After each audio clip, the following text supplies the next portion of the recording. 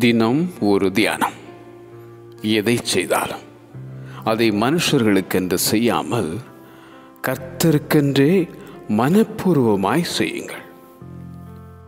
கொலோசையருக்கு எழுதின நிருபம் அதிகாரம் 3 வசனம் 24.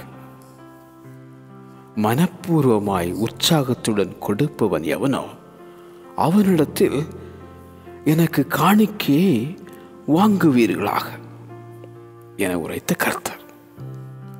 அந்த கர்த்தருக்கு காணிக்கையை மனப்பூர்வமாய் கொண்டு வந்த அந்த இஸ்ரவேல் புத்திரர்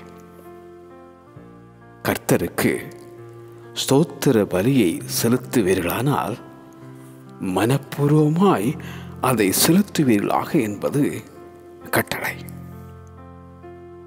ஊழியரின் உபதேசத்திற்கு மனப்பூர்வமாய் கீழ்ப்படியுங்கள். கிறிஸ்துவின் ஊழியக்காரராக மனப்பூர்வமாய் தேவனுடைய சித்தத்தின்படி செய்யுங்கள்.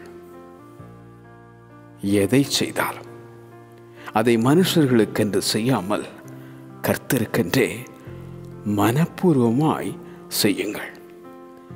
எதை செய்தாலும் அதை மனுஷர்களுக்கென்று செய்யாமல் கர்த்தருக்கென்றே மனப்பூர்வமாய் செய்யுங்கள். ஆமென்.